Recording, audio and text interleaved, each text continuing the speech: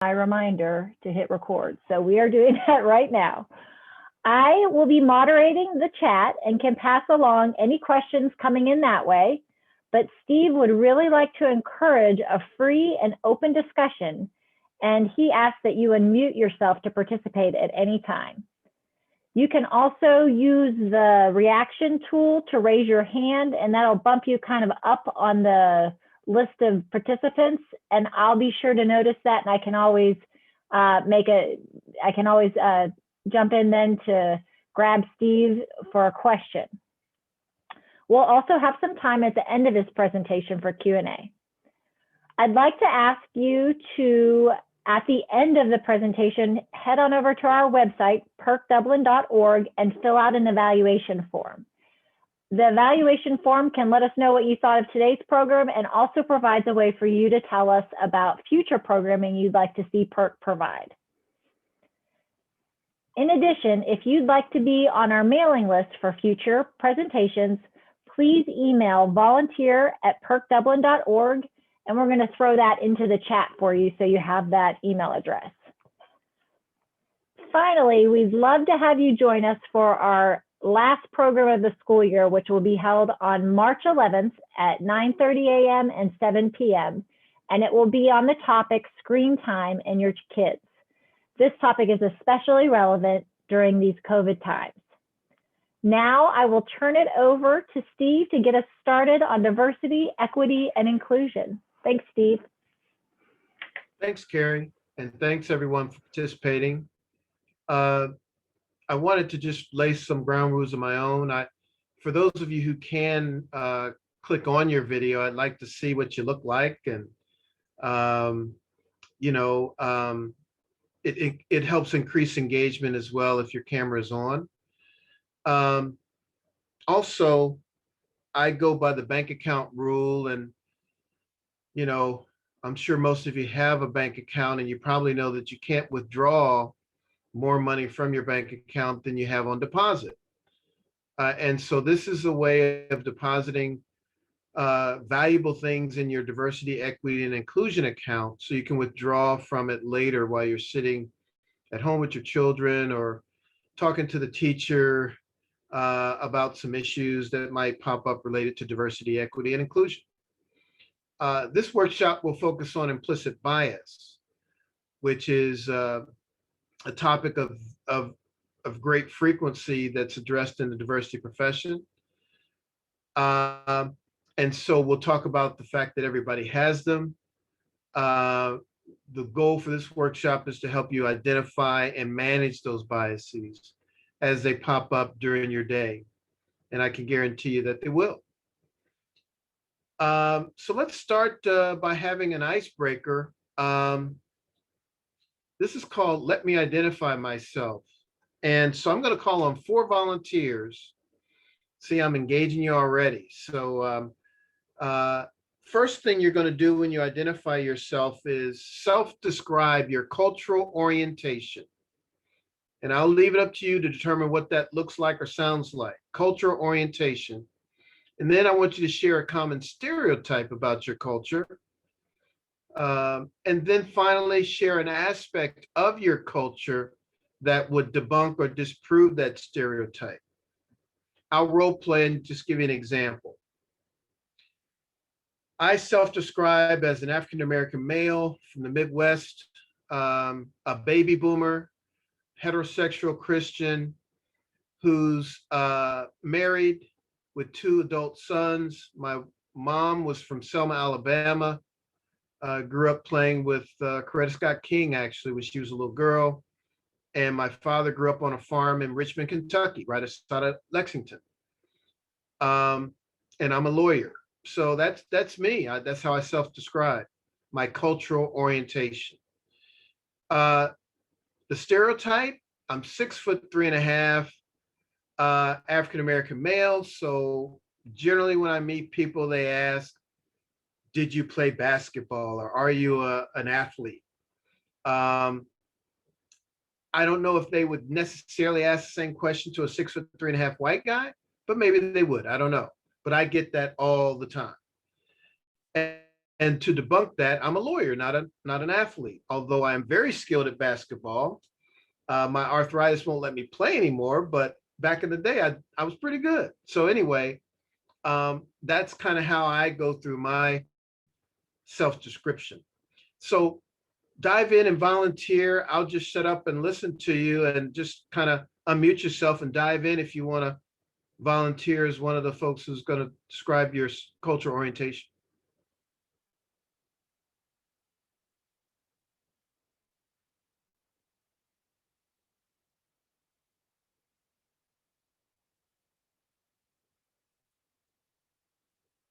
Hi, I'll go. So I'm Tanya Matthew.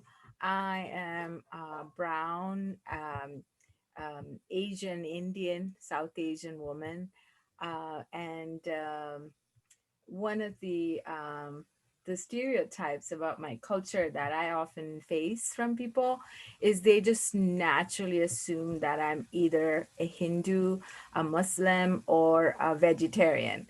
So I get warned not to eat something because it has meat in it, or they will tell me something else, just from that assumption. So I have to say, no, I'm actually Christian, and only 2% of Indians are Christians, but I'm one of them.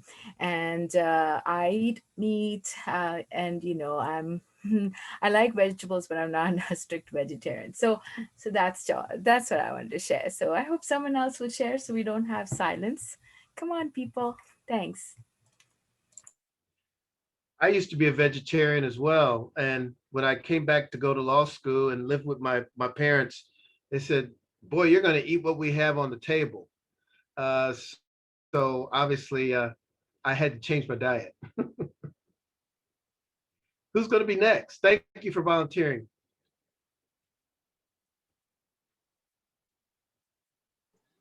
Sure, I can go. Hello, everyone. My name is Joe Bogner. I would say I'm approaching middle-aged white male. I have 3 kids. I grew up in the country, but moved to the suburbs here. And my profession up until recently was in software development. And I would say a stereotype would be someone oftentimes people think that because I was involved in software development, I'm just generally good with computers and I'm the go-to person for any computer related problem or printer related problems. And that's certainly not the case. There's a difference between software and hardware.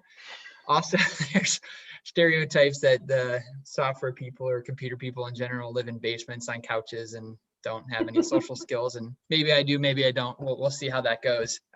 You can be the judge of that. And that's me in a nutshell. Thank you. So you're not like the Wayne's World type guys, huh? Right, exactly. Who's going to be next? Thanks for volunteering. Who's going to be next? 2 more. I'll go. I'm Kathy Harder. I'm Irish. I have 5 kids.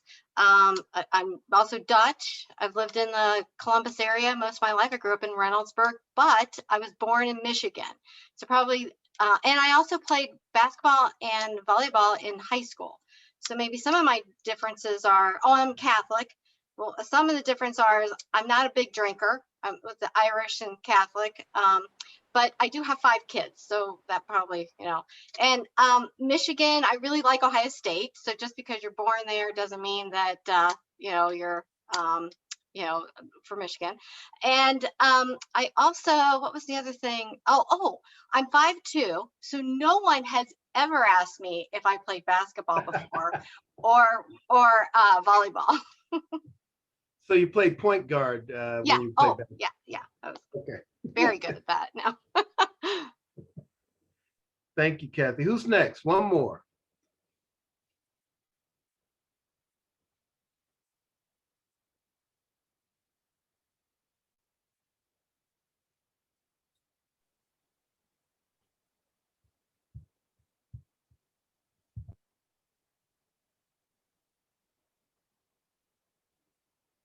I can go. Anybody?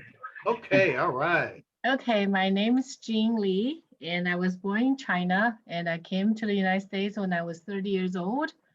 And I have 2 kids. And when I told them that I work in the dental office, they'll say, "Oh, are you an assistant or a hygienist?" And I'm a dentist, so that would be a stereotype. And then what else debunk that?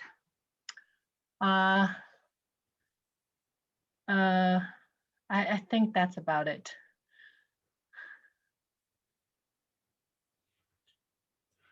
Okay.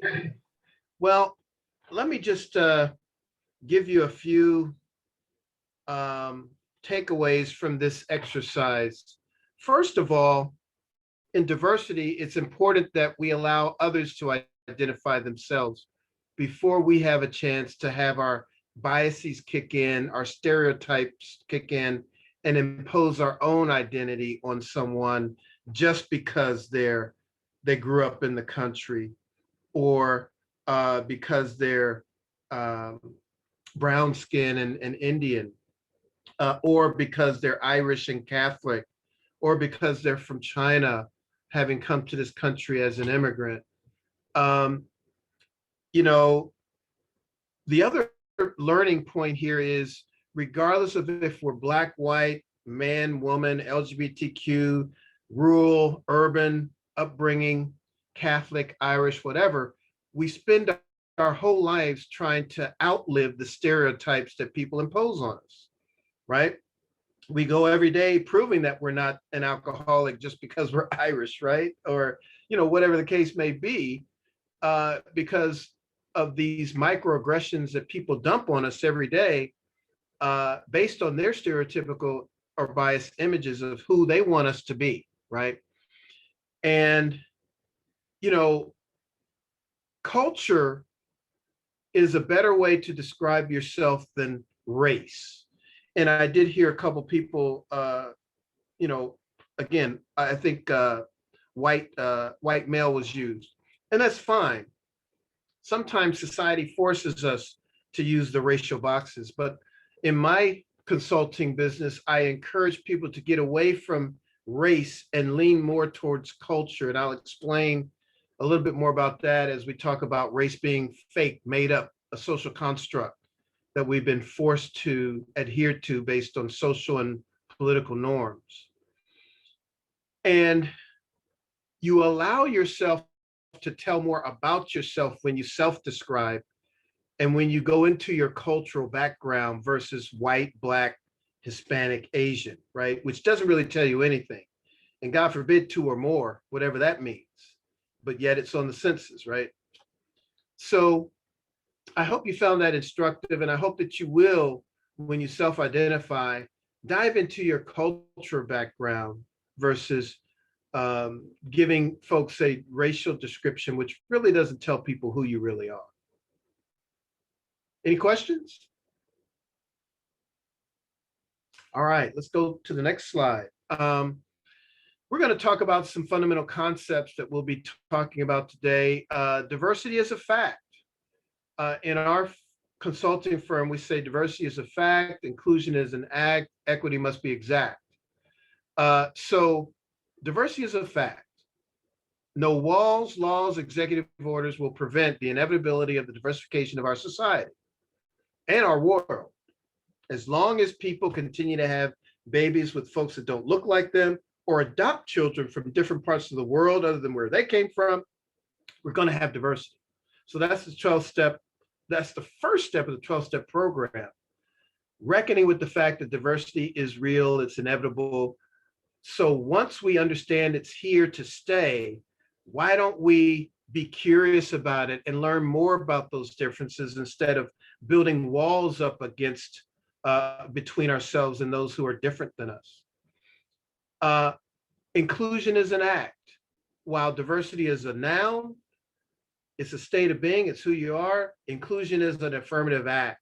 You can't point to a poster in the hallways of Dublin schools that says inclusive and say, wow, the poster says we're inclusive, so I guess we're inclusive.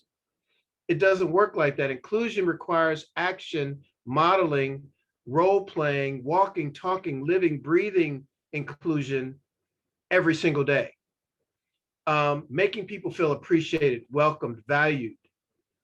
And so we'll talk more about inclusion later on as we attempt to define it in more of a broader term. And then equity must be exact. I can't go to Target, pick something off the shelf, and say, Amy, this is for you for the rest of your life. Good luck. Because we are unique individuals. And so one size does not fit all. You've heard the expression, I'm colorblind. I don't see race. I treat everybody the same. That's exactly the wrong approach when it comes to equity. We want to know who you are. We want you to see our rich culture and our heritage. We want you to recognize us for exactly who we are because it's unique, it's valuable, it's rich. And so don't gloss over it. There's a great TED Talk by Melanie Hobson. She married Star Wars fame George Lucas. Between the two of them, they're doing pretty good, trust me. But she's a financial analyst that owns her own investment management firm. But Melanie Hobson has a TED Talk called Color Brave, Not Color Blind. And I recommend that you Google that. And it's very instructive. It's about 10, 15-minute TED Talk video. Very illuminating. And then finally, race is a social construct. Well, what are you talking about, Steve? Well, let's go to the next slide.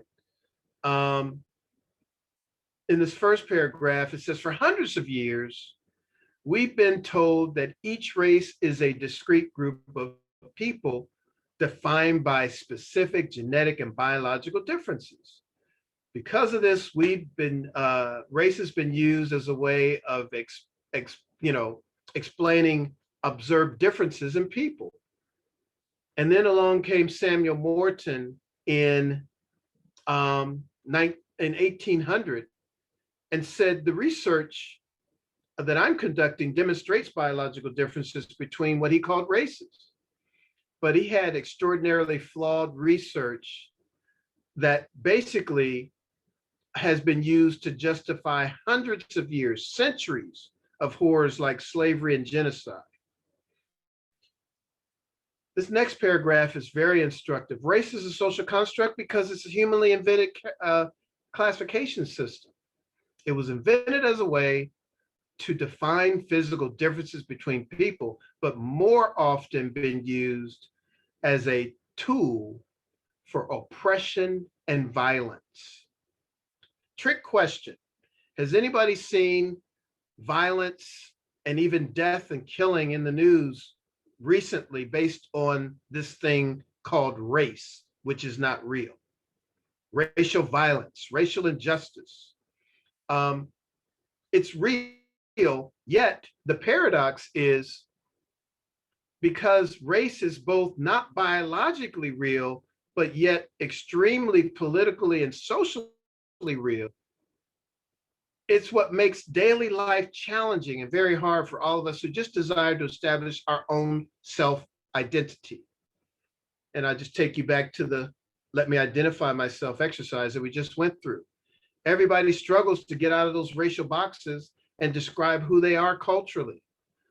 I need to self-identify, not the label of the race that you put me in. So let's go to the next prompt. The census was conducted in 2020, very timely for this discussion. And they have those racial boxes, Black, white, Asian, Hispanic, 2 or more. What in the heck does two or more look like? I don't know. What does it mean? But are you white or are you an Irish Polish American? Are you Black or are you the American-born daughter of Asian and Jamaican American immigrants? Can anybody tell me who that describes in real time life today? The vice president. That's right, Kamala Harris. She describes herself as Black. She also is very proud of her Asian culture and her Jamaican culture. Are you Hispanic or are you of Bolivian and Cuban descent? I can tell you that the Hispanic diaspora is one of the most diverse ethnicities in our world. So again, white, black, Hispanic, Asian, 2 or more, that doesn't tell you anything. Would you agree that it says a lot more about you if you say I'm Irish, Polish, American than just white? Would it say a whole lot more about you if you said I'm of Bolivian and Cuban descent and not Hispanic? So again, the takeaway here is whenever you can, whenever society will allow you to do it, and we had some robust discussion on this in the morning, maybe we need to change the census categories to allow us to parenthetically describe what we mean by white. Yeah, put us in the white box, but let us explain that we are Irish and Polish American. Or let us check black, but let us talk about our Jamaican and Asian Indian heritage. So people understand that within that label, there is rich cultural background that people can see as valuable. Any questions? Any comments? I had a question. I think this is really great, and it caused me to think about something that I didn't have an answer for, so maybe you have an answer for. So a lot of your examples here, Irish and Polish American, Bolivian and Cuban descent, in my mind, some of that may have been more relevant when years ago, perhaps. I'm imagining where generations ago, people came over, for example, to America and were from the same country. And I guess what I'm trying to say is, as time goes on, these, let's say, the cultural country where people came from becomes more mixed. So I'm wondering myself, I guess I could self-identify as partially Hungarian and partially German, partially English, and partially this, partially that. How would you advise people to identify if they're really just a mixture of a lot of different cultures and a lot of different places where their parents and grandparents, et cetera, were born? I guess my question is I'm fumbling around with my question, but I hope you understand what I'm trying to ask. No, I understand completely. I use Tiger Woods as an example. He calls himself Combination, which is a Caucasian, Black, Asian. He lists about 4 different cultures in that Combination type label that he puts on himself because he wants to accent and emphasize all those cultures that he is very proud of. And so you make a great point. The more mature our society becomes, the more detached we come from our original origins. However, I think that the labels that are fake and made up and don't really mean anything, called white, Black, Asian, Hispanic, etc., do a lot more harm to us than they do benefit. Certainly, there are societal things that have to be determined by your race that can lead to governmental appropriations that can help underserved populations, right? And maybe we'll get towards a socioeconomic class system, regardless of what they call your race or your culture. But I think that diversity is all about culture. And so that's why I'm stressing culture versus race, because those are things that explain norms, values, ideals, processes, likes, dislikes, that we need to understand. We live in a very global society, and people come and go all the time in and out of our country. And so I think that, to your point, as we separate further from our origins, we have people coming over to this country from other countries that want us to recognize those cultures in a very specific way. Does that make sense? It does. It does. Thank you. Okay. Any other questions or comments before we move on? Yes. Uh-oh, I don't think we can hear you. Sorry, we can't hear you. Maybe put it in the chat and we'll talk about it later. All right, let's go to the next slide. This is a image that I want us to discuss a little while, and it's continuing sort of this discussion on race and racism. Black Lives Matter. Doug Williford had a very interesting way of looking at this phrase, Black Lives Matter, All Lives Matter, and even Blue Lives Matter. And so he says, he looks at it this way. If my wife comes to me in obvious pain and asks, do you love me, honey? An answer of I love you, I love everyone, dear, will be truthful, but also hurtful and cruel in the moment to her. If a coworker comes to me upset and says, my father just died, a response of everyone's parents die would be truthful, but hurtful and cruel in the moment. So when a friend speaks up in a time of obvious pain, and that friend could be Black, Hispanic, Asian, LGBTQ, millennial, veteran generation, whatever, and says, Black Lives Matter, a response of All Lives Matter is truthful, or a response of Blue Lives Matter is truthful, but it's also hurtful and cruel in the moment. Does that make any sense what Doug Williford's talking about? There's another aspect to this, and please feel free to verbalize your responses. You know, again, I don't want this to be a monologue. I don't do monologues very well, so I kind of get cranky when people don't say anything. But what this tells us is,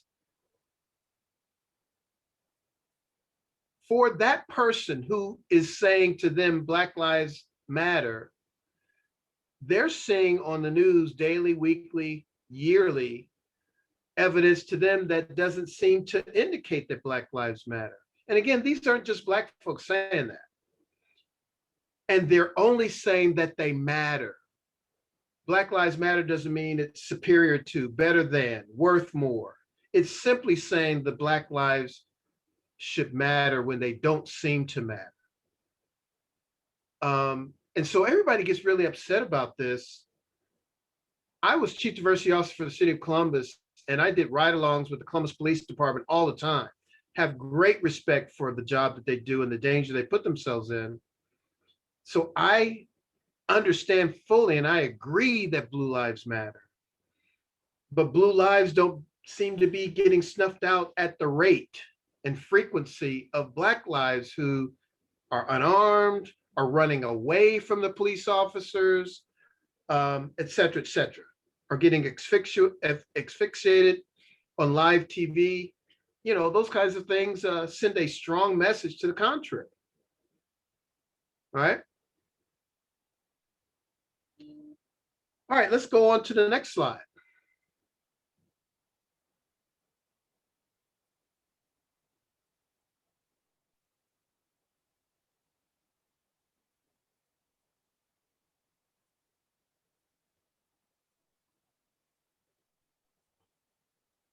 All right. To continue our discussion on racism, many of you may be familiar with this image. It's the Dublin City Schools T-shirt issue, which is, I guess, how it's famously or infamously known. But my question is, are many of you or most of you familiar with this T-shirt and the context behind it? Yes. Yes. Yeah. Would you like Yes. to expound on that? Weigh in if you understand the background so that you can share with others who may not be aware.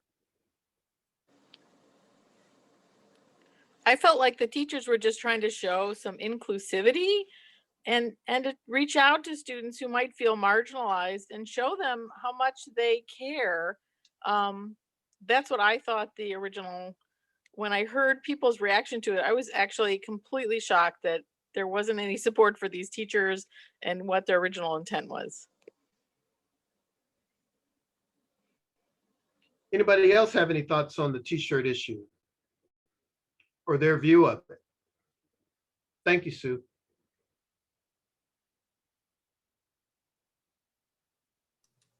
It really made me sad for my community that people looked at it in a way of being negative.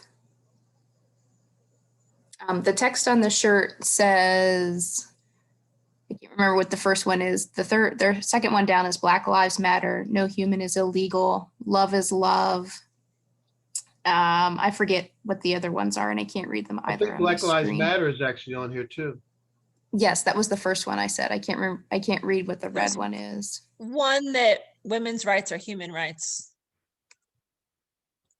It touched a lot. It touched gender issues, LGBTQ issues, African-American issues, all kinds of things. It was well done, I thought.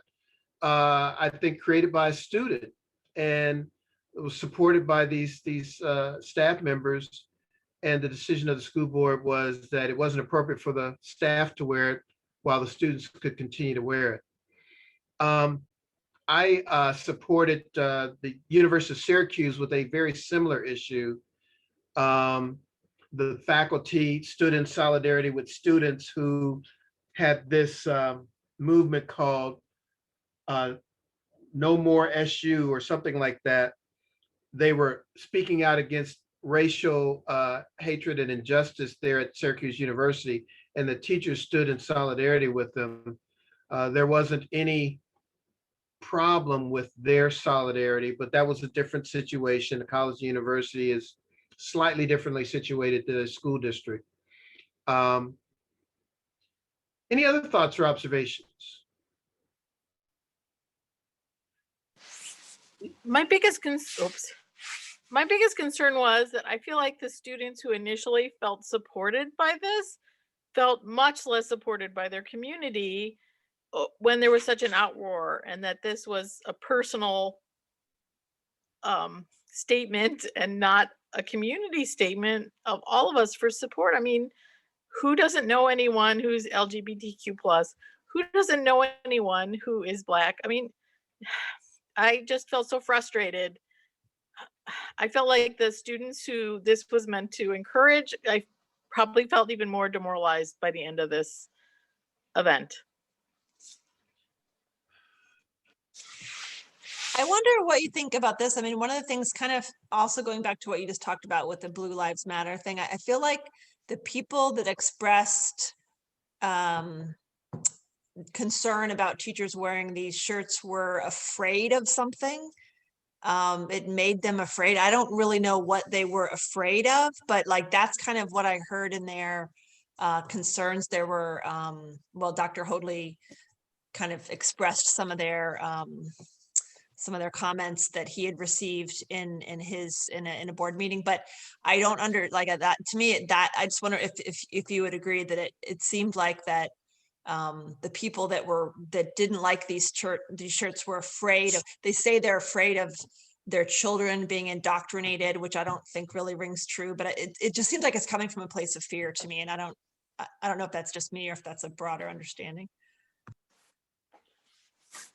Well, I think you might be onto something. I think that love is love was made synonymous to sort of supporting pedophilia. And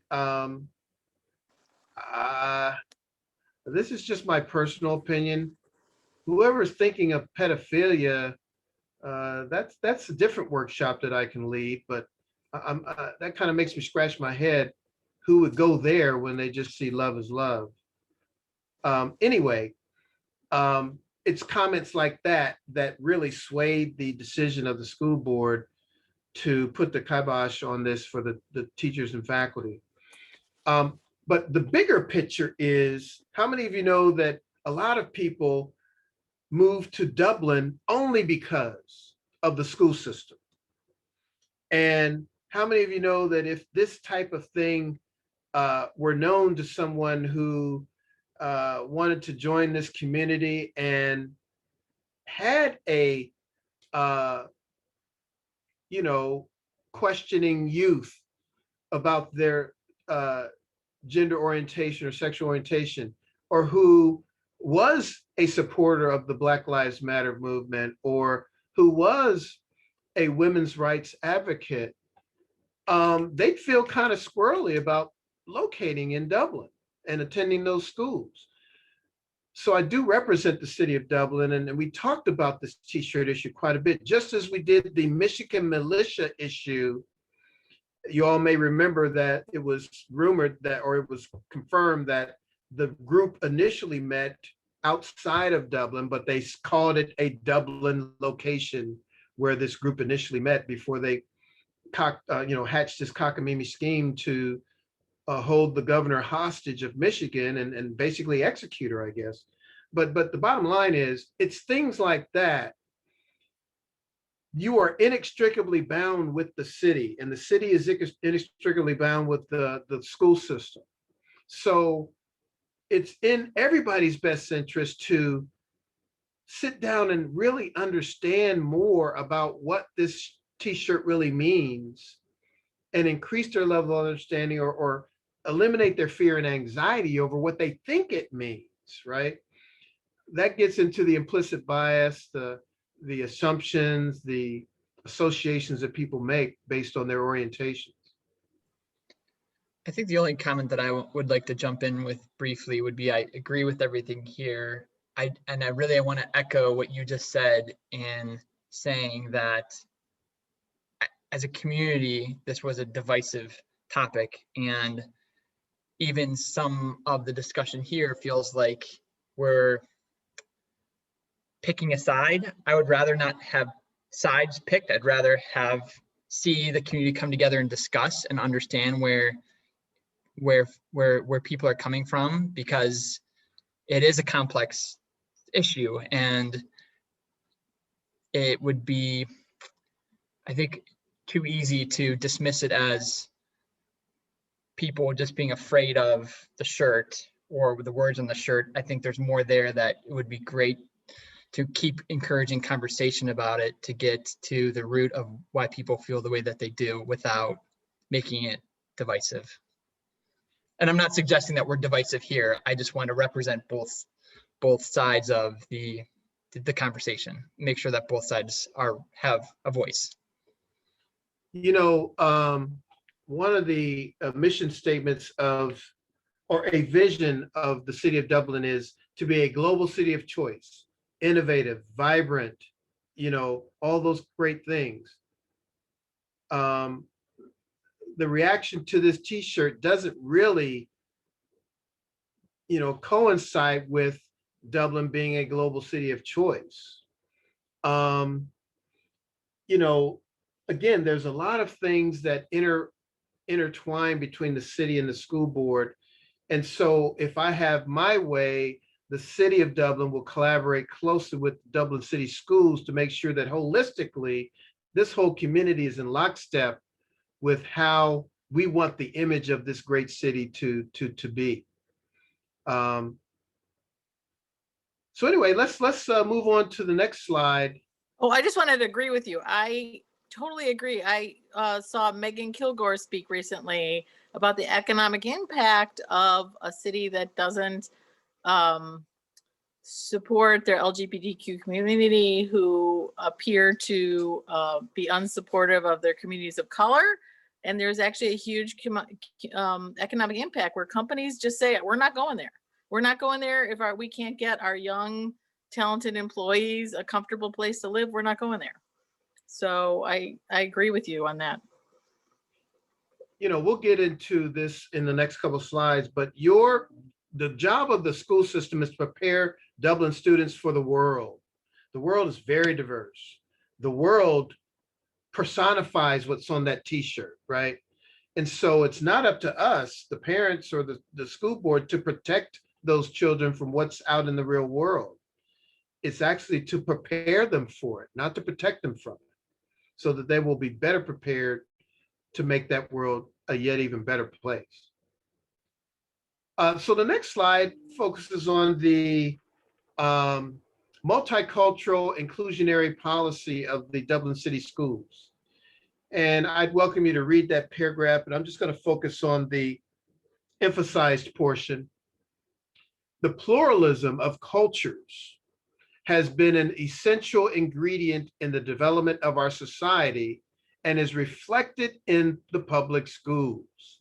There's that word culture again versus race, right? Not the plurality of races, but the plurality of cultures.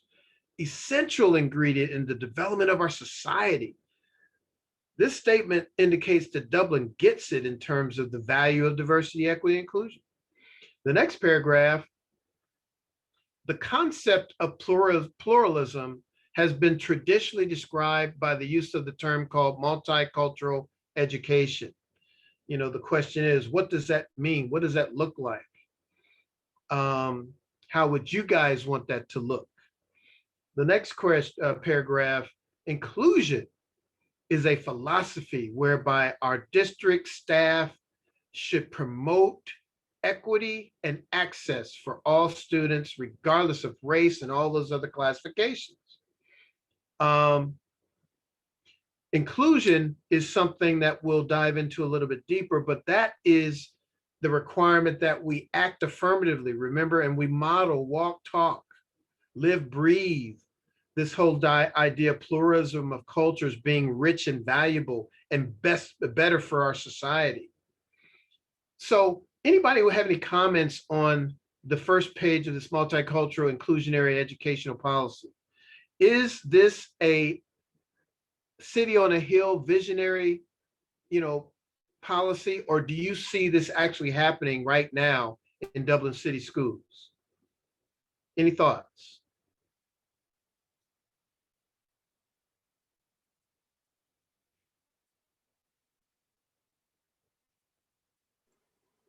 Well, the only quick thought I would add is by Dublin promoting this program, that's a nice, that's evidence to me that it's not just words, there's actions behind it.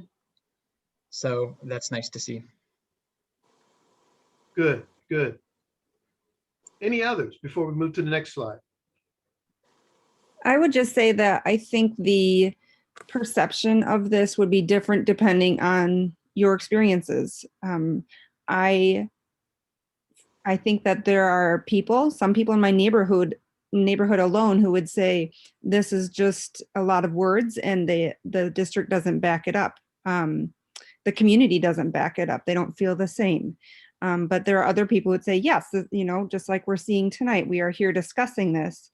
And so that would be evidence that the district and the community want to talk about this. And yet we have many people in our community, and we are a very small percentage of people on this presentation tonight. So we aren't getting a lot of people talking about this yet. So I think it depends on your perspective to say whether this is a pie in the sky idea or if it's actually happening. I'll add, I represent other school districts, and it's amazing how they also have a river that divides the school district, right? A river runs through it. I think that was a movie. I don't know.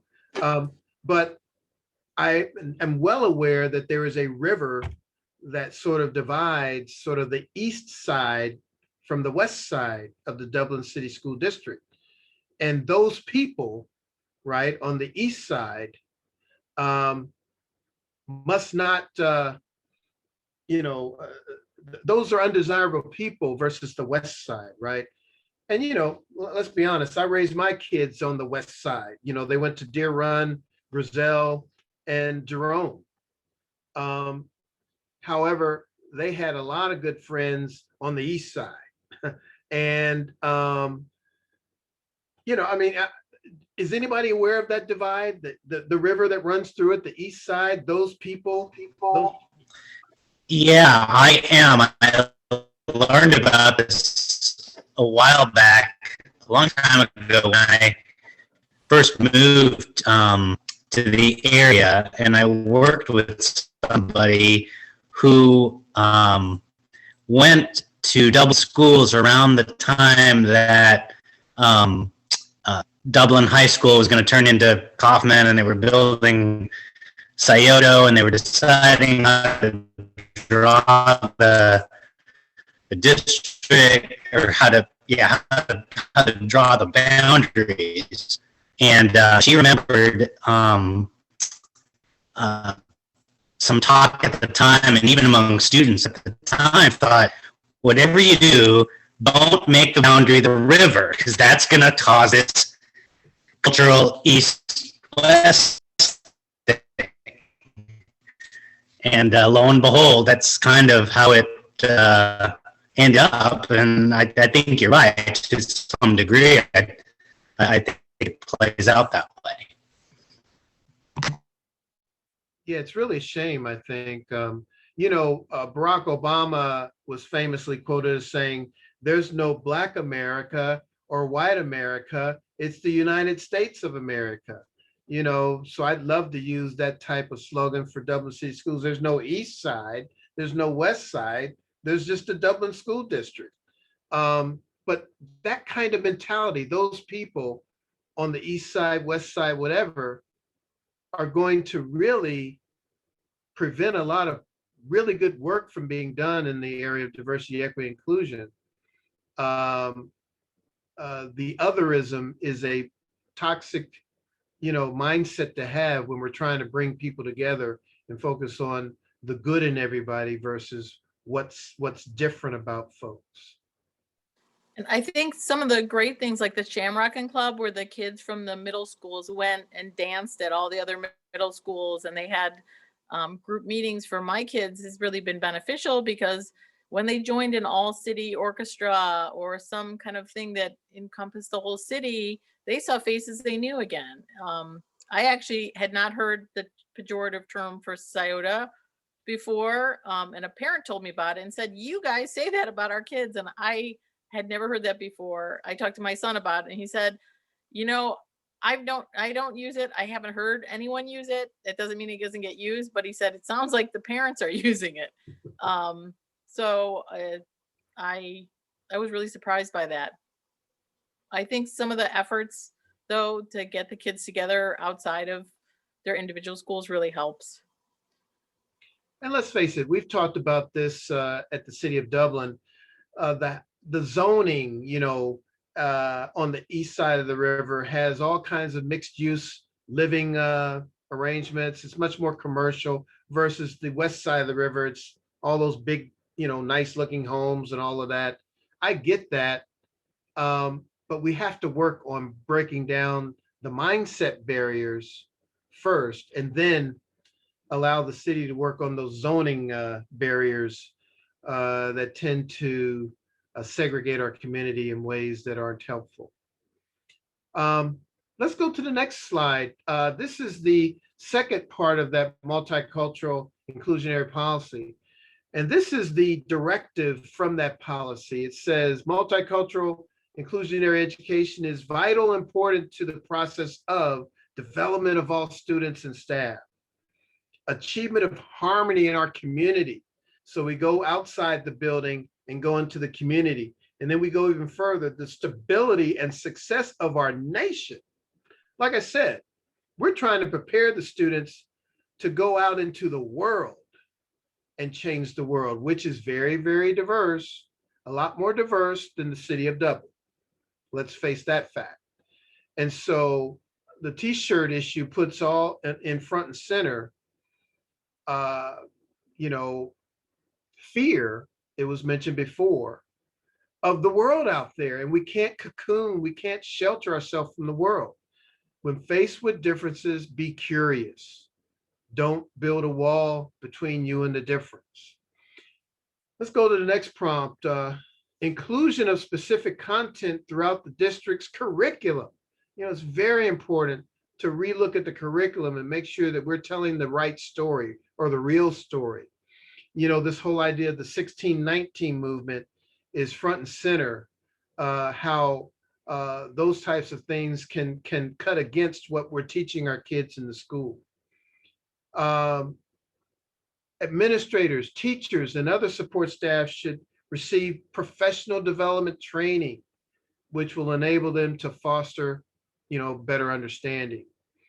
And then finally, a philosophy of education that supports inclusionary practices can only be developed through a total school and community commitment. And that gets to that whole idea of the city of Dublin partnering closely in lockstep with the Dublin City Schools to make sure that we are on the same page when it comes to transforming our community into a more inclusive and welcoming community. Any questions, comments about this directive page of the policy? Do you think this is achievable? Do you think this is something that will be beneficial if adhered to? I feel like it's achievable, maybe if there's a little more diversity within our own school board. Talk about the school board. I happen to know the composition of the school board, and I mean, do you think it's diverse? Does it reflect the diversity of the school district? There's so No. many different languages spoken. There's so many different cultures and countries represented. Does it represent that? No, and I actually encouraged a professional friend of mine to run for school board. I've thought of it myself, but I feel like having someone with a different lived experience might be more beneficial. And I asked her to run and she said, "Are you kidding me? I wear a veil. I don't want to put my family through that. You can see what the political climate is right now. There's no way I'm running." She would have been fantastic, but that's what our political climate is doing. It's keeping people who are from diverse backgrounds from running because their family gets attacked, their kids get attacked, their spouses get attacked. It's a terrible climate. And I think without that extra diversity within our school board, who is directing the superintendent and therefore kind of working on how the schools work, it's without some change there, I feel like this is all words. And I did hear the superintendent, I think, remind them that they had signed, onto this plan, and yet there wasn't any work getting done. And we also read the students' experiences. I think we all read the Twitter account. Dear Dublin. And it just broke my heart to read, especially of the young girl who's the teacher came up to her like she was a plaything, was playing with her hair every day and boinging her hair and her beads. That shook me. I just couldn't imagine a teacher singling out a child like that and a young woman and doing that to her. People are not playthings. Yeah, that Instagram account is very, very valuable feedback from the ground floor. If it's viewed, listened to, acted upon. I believe the city of Dublin missed out on a huge opportunity, and I talked to the city of Dublin about this.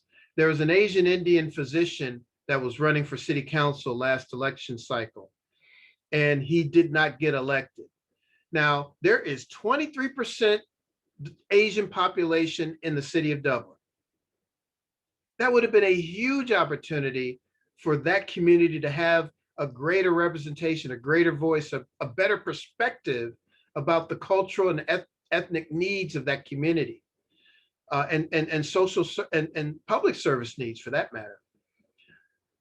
I heard someone critically say, well, he just wasn't involved in enough civic activity. If he would have only been at the council meetings more, et cetera, et cetera. Well, who knows if he hadn't tried that, or who knows if he wasn't rebuffed from voicing his opinion at those council meetings, who knows? But that shouldn't,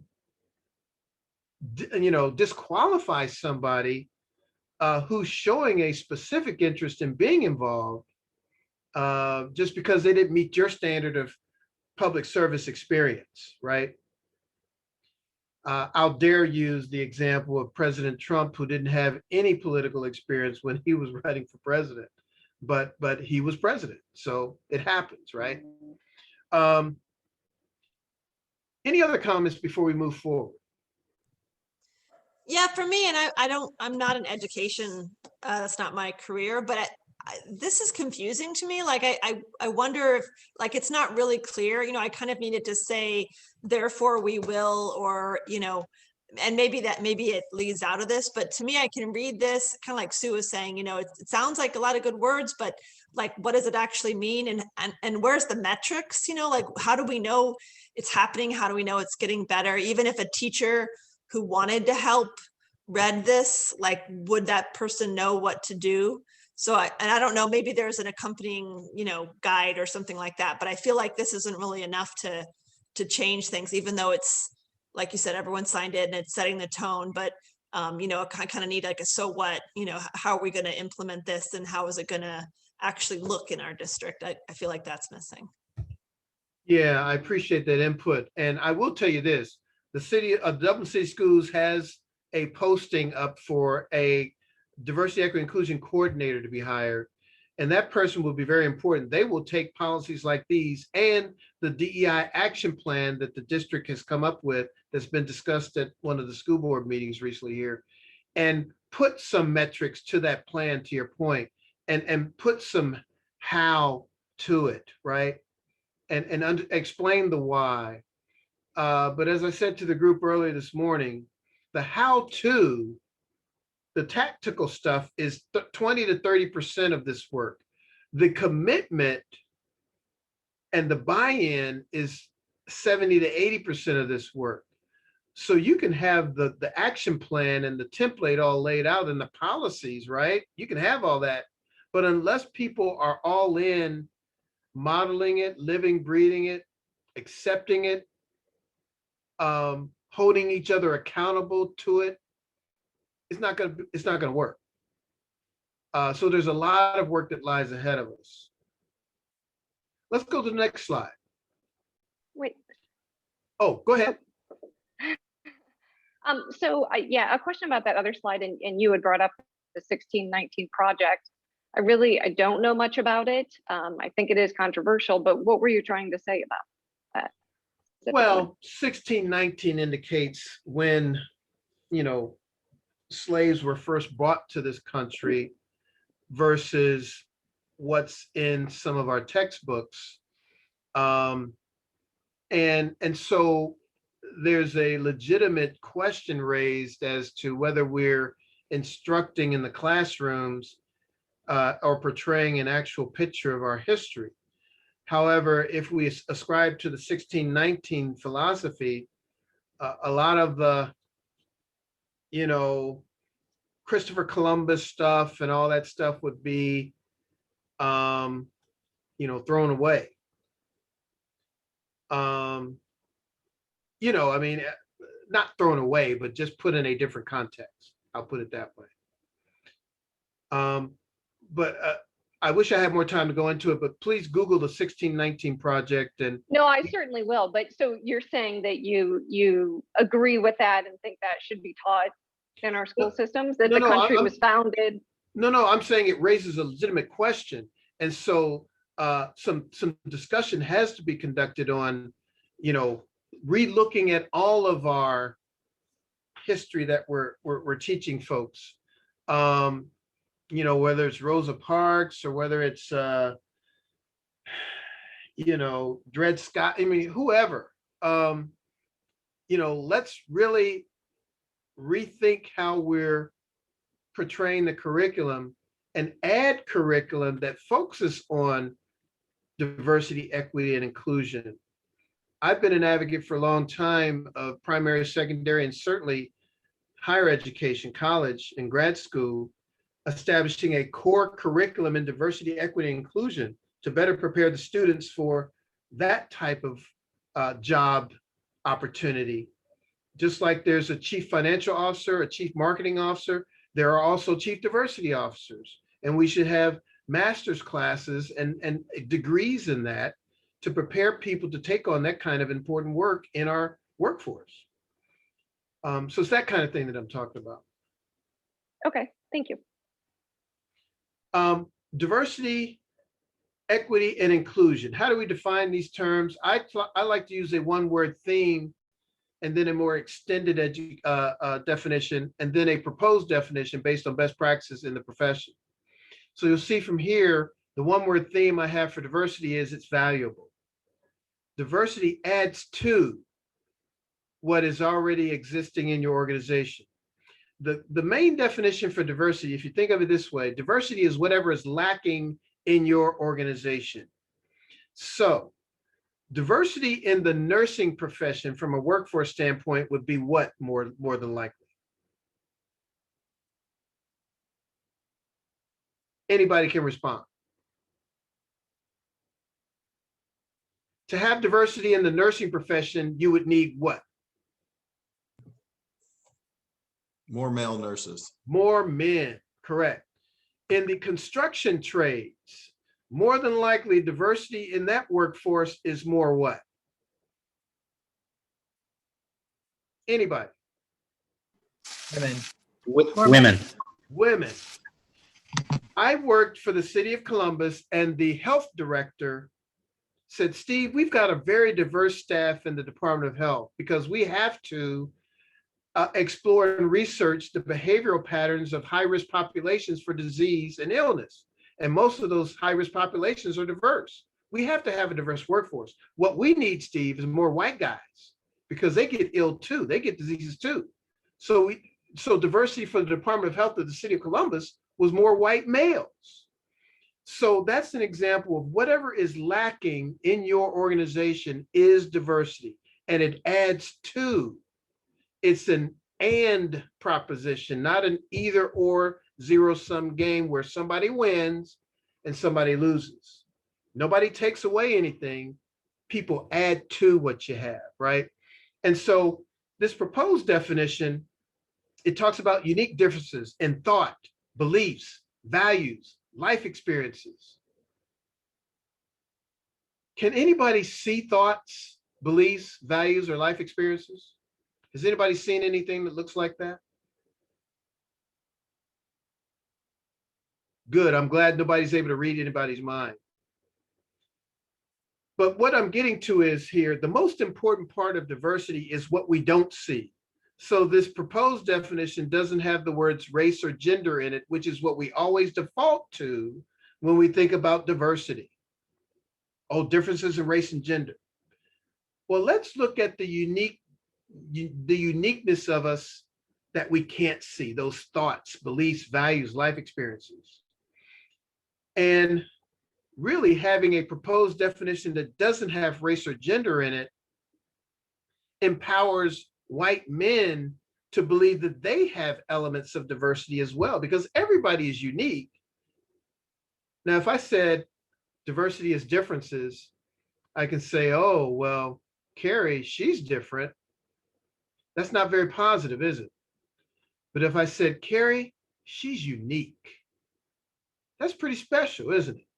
It's a quality to that that's really, really good. And so, again, human and cultural characteristics in that proposed definition, trying to get people away from race and focus on culture based on who we are.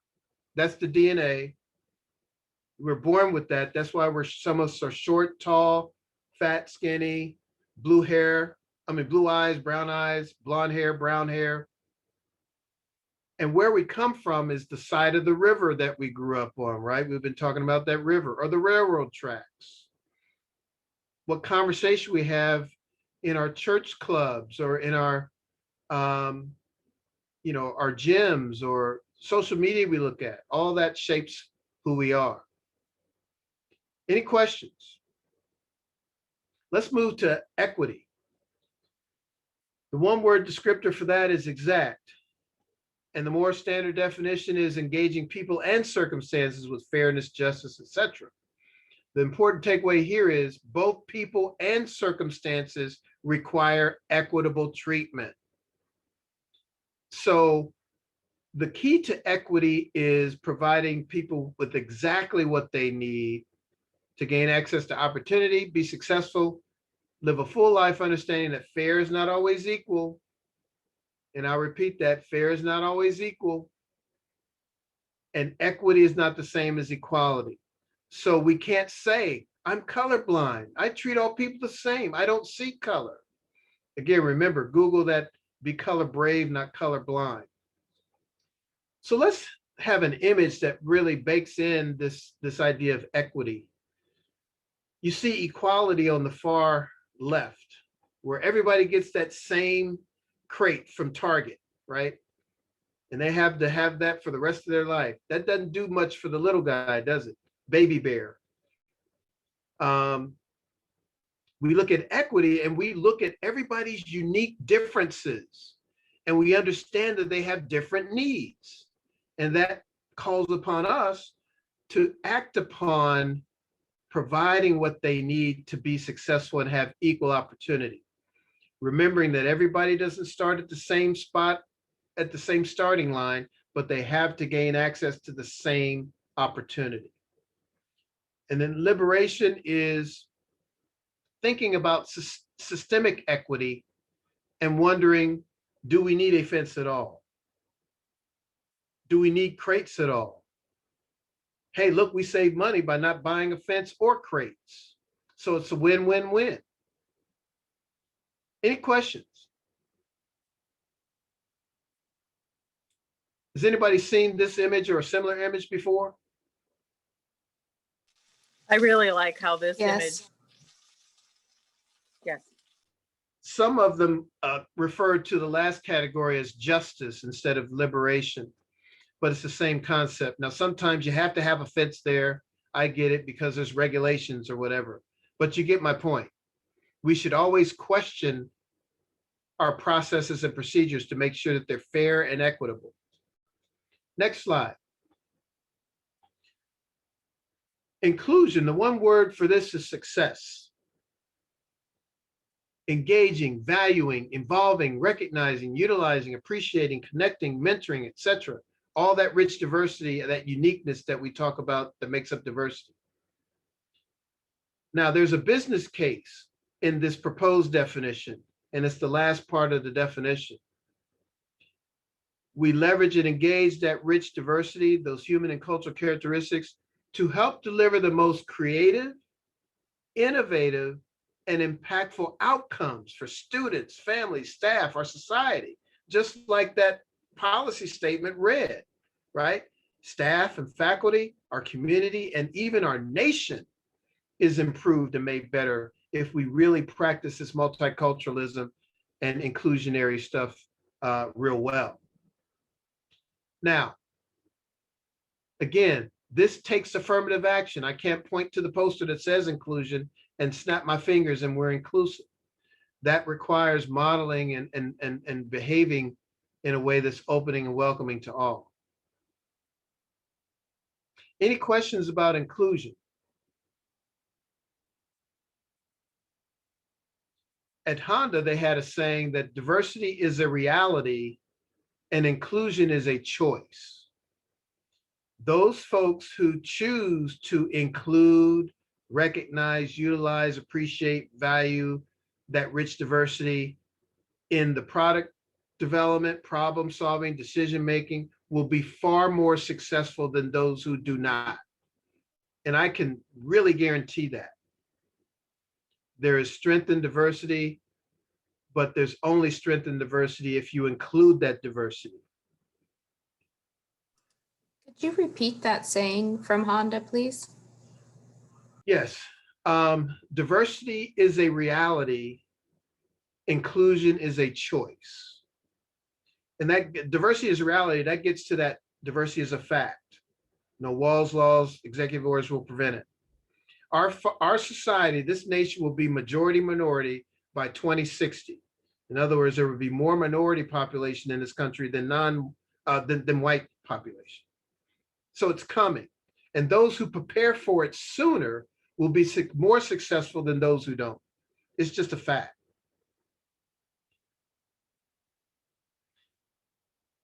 All right, let's go to the next slide.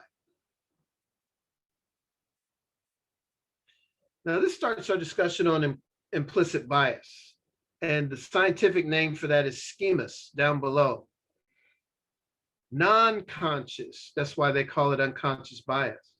Expectations or biases associated with members of a group that guide perceptions and behaviors.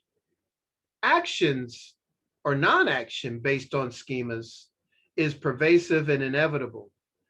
By that, we mean everybody will have bias. The goal is to not eliminate bias. The goal is to help people identify the bias when they pop up and manage them from clouding their judgment, which is in that last sentence. Schemas can be distorting and result in poor judgment. So how does this happen? Uncertainty, fear, stress, time constraints, fatigue, I'll throw in hunger. Those are all triggers that are pointing directly to that red box in the middle called unconscious bias. Rhetorical question. How many of you experience stress, fatigue, fear, uncertainty, time constraints every single day, almost all day? If the answer is yes, then you have unconscious biases that are triggered. So our brain up above, if you have a brain, you have bias, and our brain constantly seeks what it recognizes as comfort, safety, convenience, the path of least resistance. The next slide will kind of bake this in a little bit. Everyone has biases, and all those things that shape our biases are social media, where we worship, conversations at the dinner table, social, the music we listen to, the conversation in the break room, where we go to church, where we go to school, what side of the railroad tracks we grew up on. All that stuff shapes our implicit biases. Here's an important bullet. 11 million bits of information our brain receives every moment, but our brain is only consciously able to process 40 bits of information per moment. Big difference, right? So what does our brain do? It searches for shortcuts. To process this information, the brain uses shortcuts to find connections between bits of information. Unfortunately, these shortcuts lead to harmful stereotypes, which apply to people. Implicit biases don't make us good or bad. I want to make that really clear. Bias is not a bad word. You are not a bad person because you have biases. It's how you act or fail to act upon them, what you do or don't do because of them, that gets you into a whole lot of trouble and that can lead to harm, injury, and yes, even death. So the goal is to prevent them from clouding our judgment, not let them run rampant, use some of the tools we'll talk about to help identify them and manage them before they get us in trouble. Any questions? All right, let's go to the next slide. Oh, sorry. May I comment, please? Yes. Yeah, I work at the Ohio State University, and Dr. Donna Ford, one of our faculty, has a way of saying that people just make up what they don't know.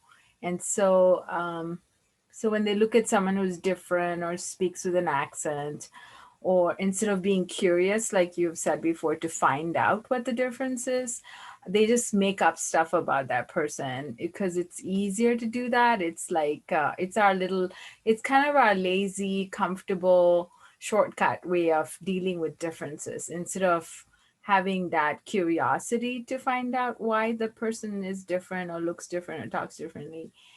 We just make up stuff we don't know. Yeah, thank you, Tanya. Was that Tanya? Who made that comment? I'm sorry. Oh yeah, I'm Tanya Matthew. Yeah, Okay. I'm from Ohio State University. Yes. Yeah.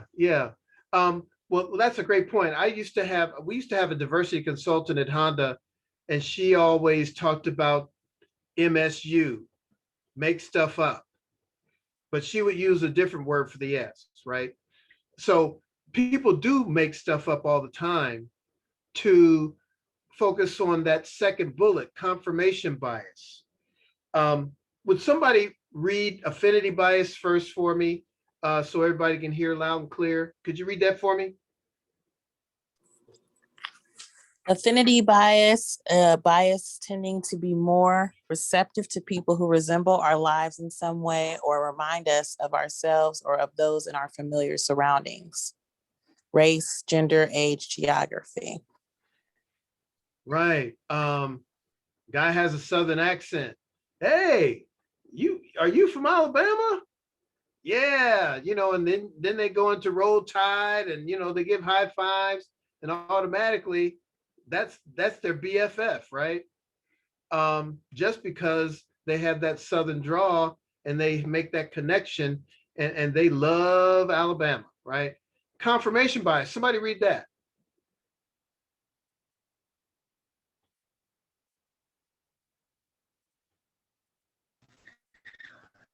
A bias that looks and searches for information to support a belief, view, or position, and that in the process often ignores details, facts, and clear evidence to the contrary. This is a perfect example of Tanya's example of making stuff up. And our firm is developing a workshop curriculum called Fake News, also known as confirmation bias. So what happens, and I welcome you to Google fake news and confirmation bias, and they will both come up, and you'll get the history of fake news, which goes back quite a ways, and they associate it with confirmation bias. What it is our brain seeks that comfort that Tanya was talking about, and it will search for facts or alternative facts, as we've heard in recent news, to support their stereotype and ignore clear facts, uncontroverted facts, staring them in the face. And that's fake news, searching for those alternative facts. They're making stuff up to make their mind feel comfortable that their stereotype is true when it's not. Somebody read halo effect bias.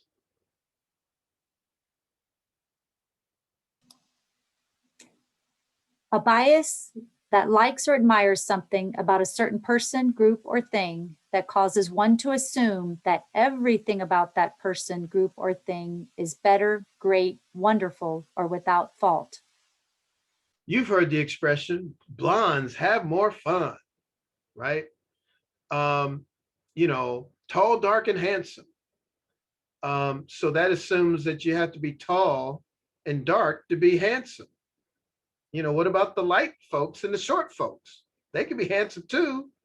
But we kind of create these halo effects based on this imagery that's been baked into our conscious of what is beautiful and what isn't, right? What is good and what isn't.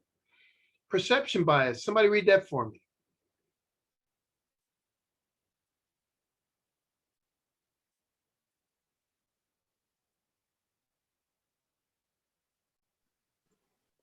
A bias that stereotypes people, places, or things based on what or who they belong to or associate with.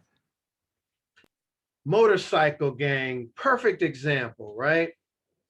The leather jackets, the Harley Davises, maybe some tattoos.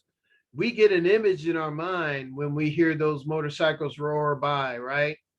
Tough crowd, unpolished, mean, criminals, who knows? But that's our perception bias kicking in. In-group bias. We tend to provide advantages to members of groups we most identify with. I like to use the example of fraternities and sororities. Your frat brother or your sorority sister, they can do no wrong, right? They're great people because they're in your fraternity or your sorority. They may be jerks, but they're still your frat brother, right? Bandwagon bias, a bias that causes one in a familiar group or association of people to believe something by default. An example of this is I'm a Cleveland Browns fan. I certainly believe that the Browns can do no wrong, that they're going to the Super Bowl next year, that they're the greatest team, the greatest fan base. I have a bias towards them just because they wear the orange and brown. So that's an example of some of those biases. Now let's look at a video that kind of further explores how the implicit biases work in our everyday society.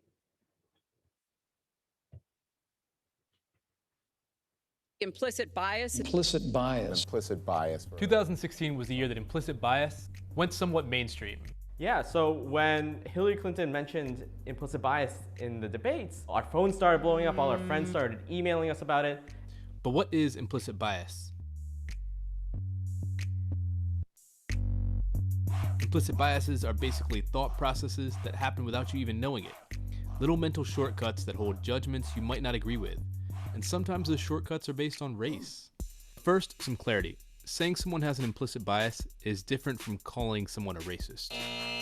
The word racist is a highly loaded term, right, here in American society. A lot of times, when people are using it, they're thinking of the kind of old-fashioned Ku Klux Klan style racist. But implicit bias isn't anywhere near that, explicit. Implicit bias is something that comes out of ordinary mental functioning, out of how the mind normally works. We've all grown up in a culture with media images, news images, conversations we heard at home, our education. Think of that as a fog we've been breathing our whole life. We'd never even realized it, what we were taking in. And that fog causes associations that lead to biases.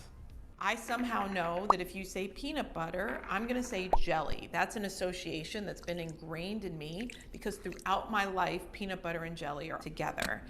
And in many forms of media, there's an over-representation of Black men and violent crime being paired together. And because of that, I actually deep down inside have been taught that Black men are violent and aggressive and not to be trusted, that they're criminals, that they're thugs.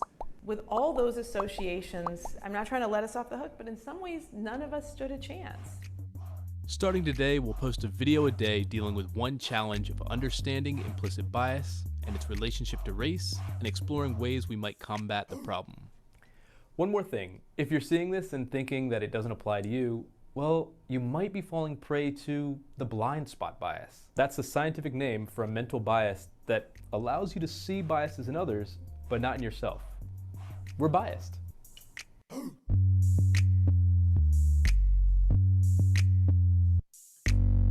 Yeah, that was peanut butter and jelly, right? So when we say peanut butter, we automatically associate jelly with it. And that last segment, when he said, if you think you don't have biases or this doesn't apply to you, that's your blind spot. You've heard the expression, when you point your finger at someone, you need to fix yourself, you're biased.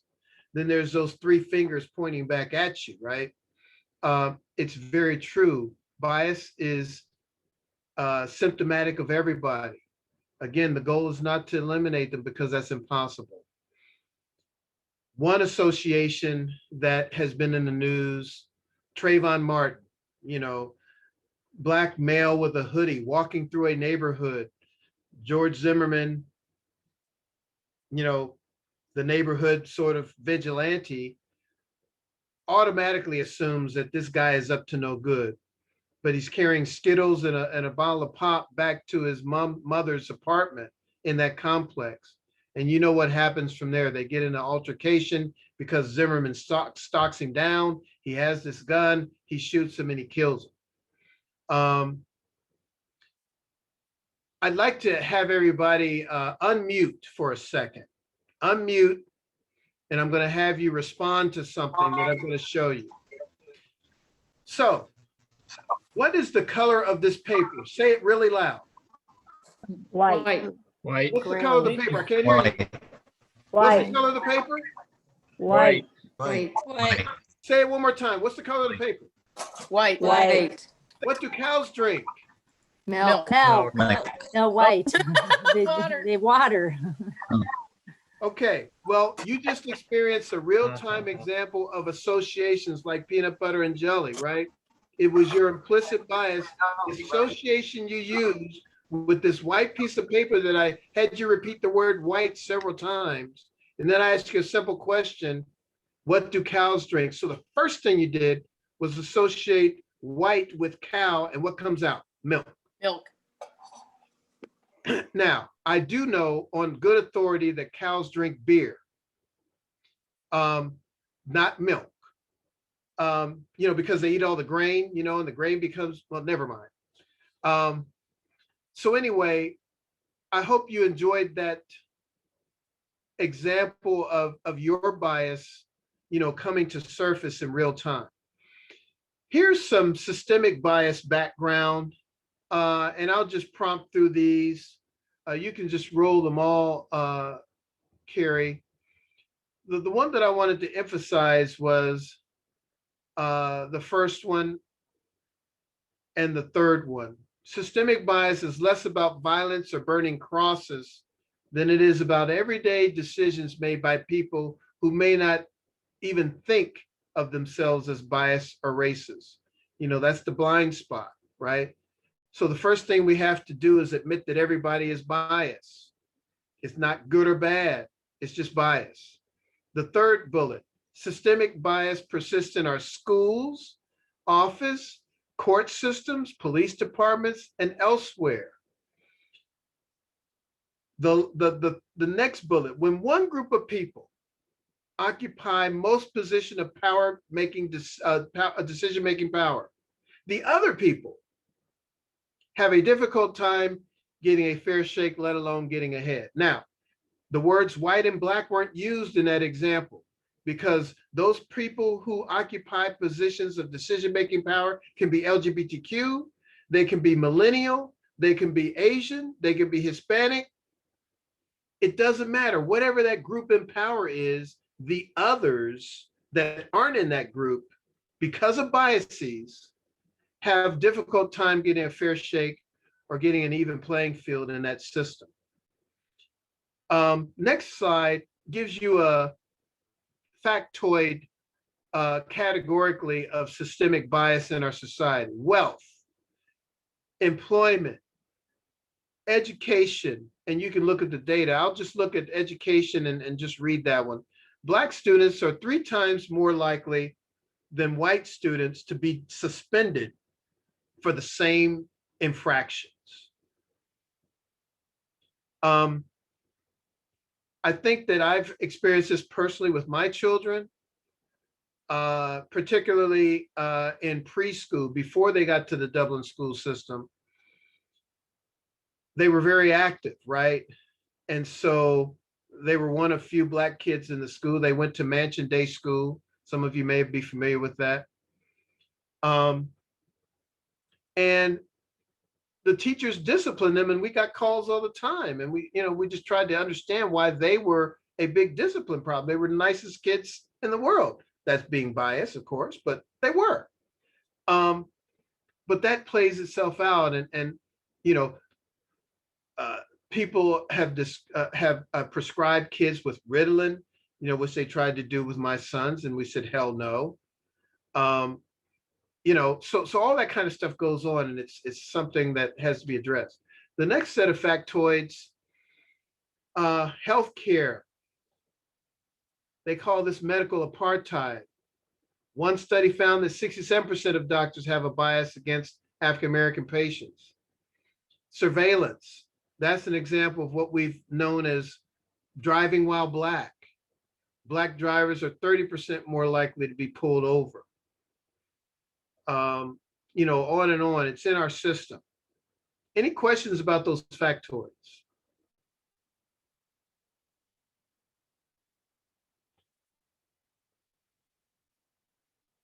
Go ahead. I'd just like to add that Franklin County and I think City of Columbus had declared racism as a public health crisis because of that, because of the disparities and the inequity and the access to healthcare issues. Yeah, and somebody asked where this data comes from. This is, what is it? It is, and I forgot to put the byline. It's 2018 data. Oh man, I'm sorry. I'll have to put the bullet at the end so that I won't misquote this. But let me go back to the healthcare. And Tanya, I think you're in healthcare, right? I'm at the medical center, and I'm also actually on the diversity council. So this is my passion. So I'm with you, Steve. I've had oncologists tell me that that factoid is true about prescribing morphine and other opioids to cancer patients that are Black versus non-Black cancer patients. Um, I had a very good friend of mine say that his father was dying of cancer and they had to beg the doctor for more morphine, where the person in the room with them who was white was getting liberal amounts of morphine. Um, you know, again, they call it medical apartheid, but it's real.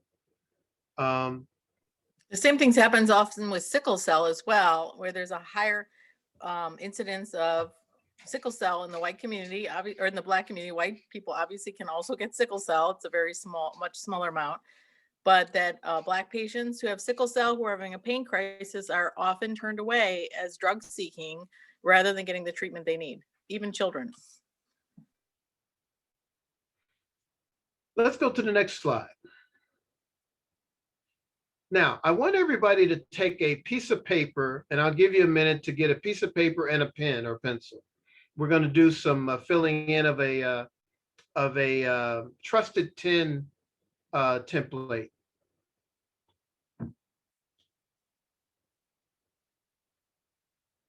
So unmute and let me know that you have it when you have your pen and paper.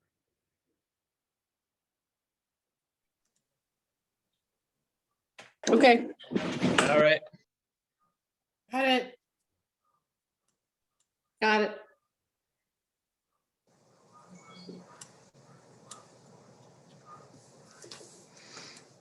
Got it. All right. For the first column, you see first name. The trusted 10, we're going to attempt to list up to 10 names of the folks that we implicitly trust. We trust what they say, their advice.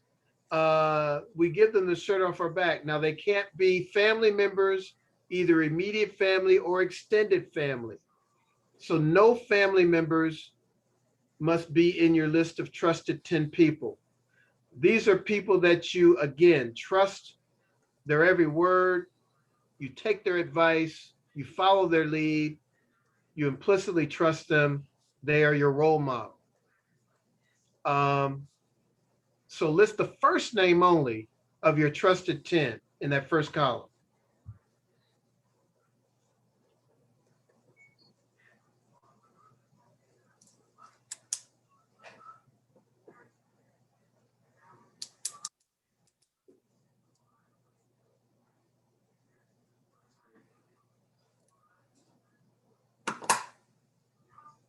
Let me know when you're done.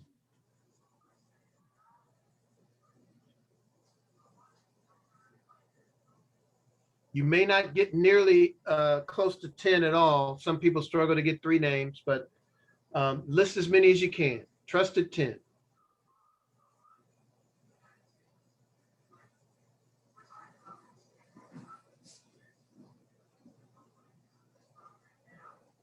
Okay, I want you to draw a second column.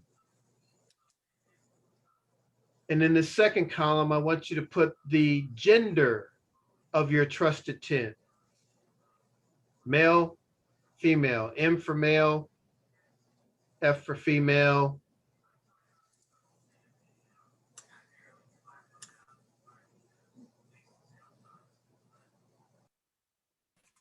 You can even put non-gender specific, whatever you want to put. The gender of your trusted 10.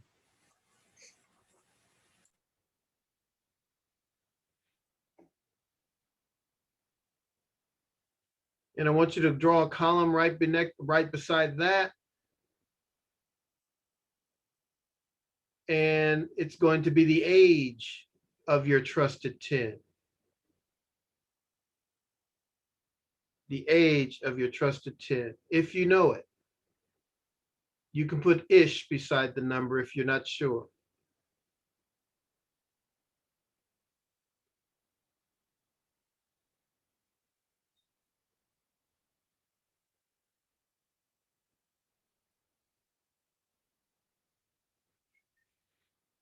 In the fourth column, I want you to put the ethnicity or the race, which is not real, but the ethnicity of the trusted 10.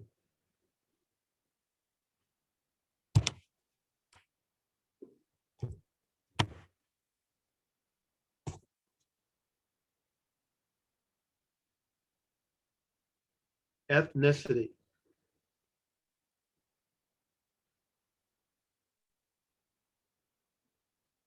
I want you to draw another column. In that column, I want you to put the sexual orientation of your trusted 10. Sexual orientation.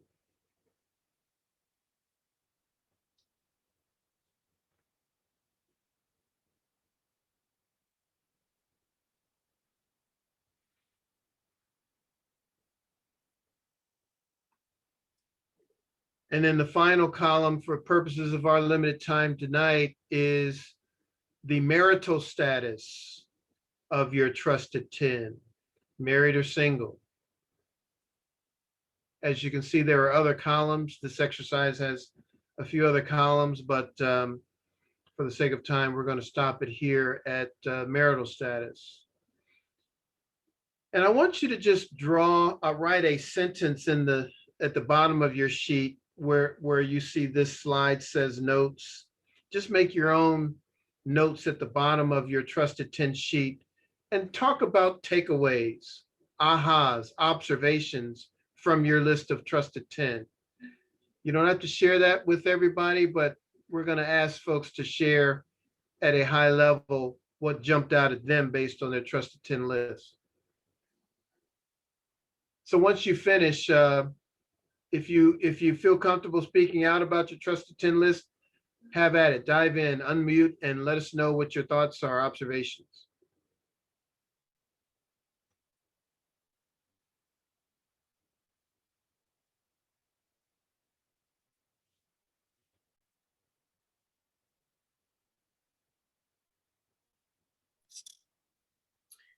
I would say what jumped out at me is I don't have hardly anyone outside of my family that would be in a trusted 10 list. I've definitely heard that before. It's very hard to build a level of trust in folks. Sort of that inner circle, that go-to group that you implicitly trust. Anybody else have any observations? My trusted 10. Oh. Go ahead. Sorry, I was going to say, I noticed that I have underrepresentation of younger people. So I have no one on my list that's younger. Everyone's my age or older. Okay. Anybody else have any observations? My trusted 10 is most like me. I mean, there is some diversity within ethnicity, but for the majority of the people are my age, my sex, also married, very much like me. Anybody else? Any ahas, jump outs, anything slap you in the face? Well, other than having a difficult time coming up with 10, I don't know, maybe it's just a function of what makes them trusted in the end. What jumped out at me is there's a significant, shared experience or shared set of spaces with all these people, whether it be I went to college with them, or I grew up in the same neighborhood as them, or went to school with them, something along those lines. Yeah, this list can be revealing for a number of different reasons. Generally, people's trusted 10 does look very much like them. There are some exceptions, certainly. But what we learned from this mostly is it's okay to have that trusted group, that inner circle, But oftentimes, if they look like us, they're going to feed into our biases, and it won't help us grow outside of our comfort zone, right? It won't help us be curious about those that are different from us, or be familiar with or trust others that are different than us. And so usually we don't trust things or circumstances that are foreign to us. And we want to be able to build up a level of trust, respect, and collaboration and cooperation with folks, even who don't look like us, who aren't married, who are millennials, who happen to be LGBTQ, who, you know, are 30 years older than us. And so to broaden your sphere of influence and to avoid slipping into biases, again, it's natural to gravitate towards sameness, but that's what we have to work towards battling against, so that we can broaden our perspective and welcome and be open and welcoming to differences that may add value to our life and make us better people. You know, again, my list is very similar to me, right? It's funny. When I got married, all of a sudden I hung around all married people, right? When I was single, not so much. But that's natural, right? But hey, we need to work hard daily of expanding our trusted 10 list. So maybe next year, look at your list and do it again and see if it looks any different. That's my challenge to you, the Trusted 10 Challenge. Let's go to the next slide. This last slide, before we get to our closing video, is a discussion, and we're going to examine some scenarios. And I want you to role play as either a parent whose student has experienced these phrases being used against them, or the school staff who heard these phrases being used, and how you would react, right? So the first scenario is, "That's so gay." It's a casual insult heard in schools everywhere. That's so gay. One teacher says whenever she hears such language in the classroom, she asks, "What was so homosexual about it?" Then she uses that moment to discuss the use of slang and derogatory slurs, including racist and sexist language. So that teacher used it as a teaching moment. But how many of you know that when Johnny said to his classmate, "That's so gay," and the teacher asked him, "What was so homosexual about it?" He ain't going to respond to that, because he feels pretty stupid having used an inappropriate term. The teacher doesn't really embarrass him as much as just ask him a simple question and puts him back on the spot to explain the context in which he used that inappropriate language. So let's have a little bit of discussion. If you were the parent of Johnny, who either used the term or had the term used against them, how would you react?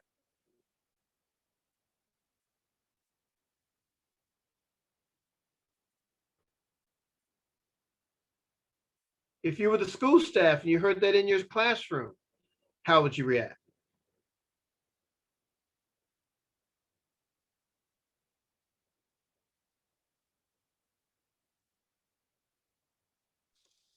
Hello. I would say definitely question. Asking questions is important to just get clarify what they meant by that, and use it as a learning experience. Yeah, it's a great teaching moment opportunity. Anybody else? It's kind of an opportunity to bring it home if you have someone in your family who is LGBTQ. It's easy to say, how would they feel if they heard you say that?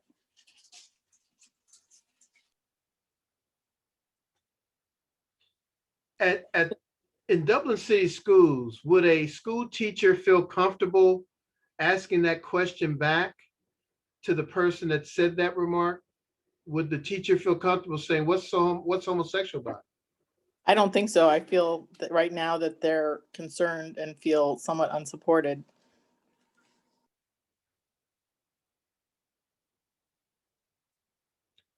Let me ask another devil's advocate question. Is asking that question, as this teacher did, in line with the multicultural inclusionary policy that we read earlier? Is it in that spirit?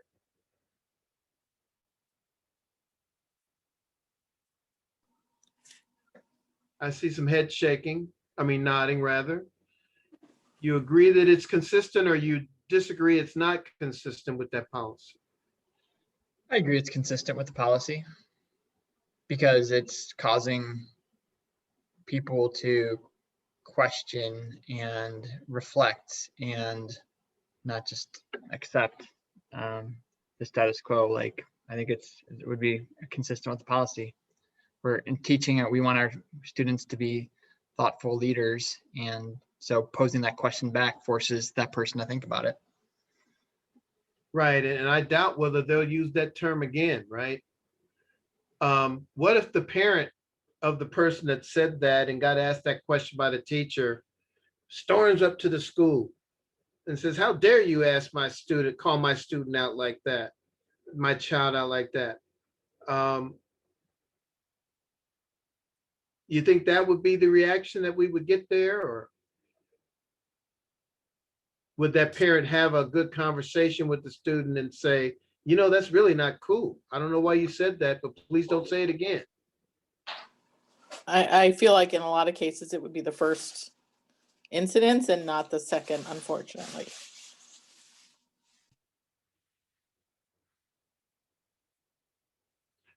Let's look at the second scenario. You're so white.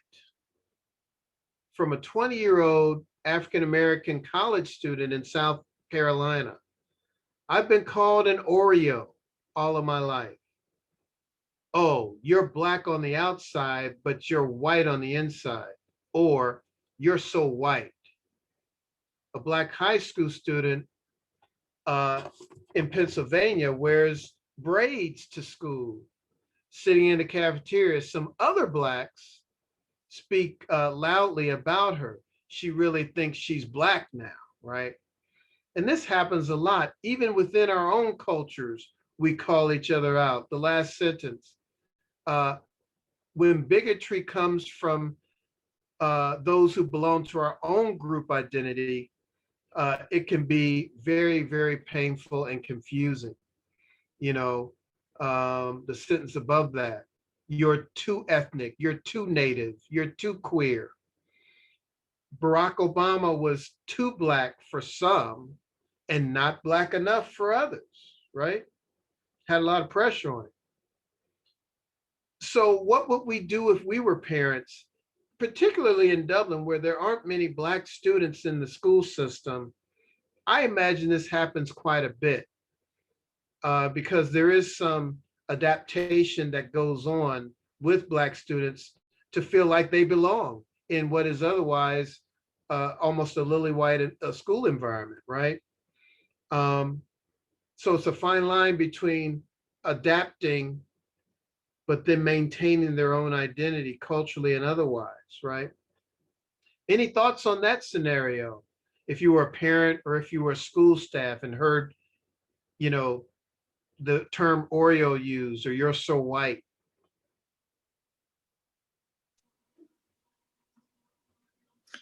In my school, I had a friend, and people would often say to me, and sometimes to her, straight to her face, like how well she spoke, how her diction was so good for being from X ethnicity. And it was really hurtful. I was upset hearing people say it. She was obviously upset hearing people say it.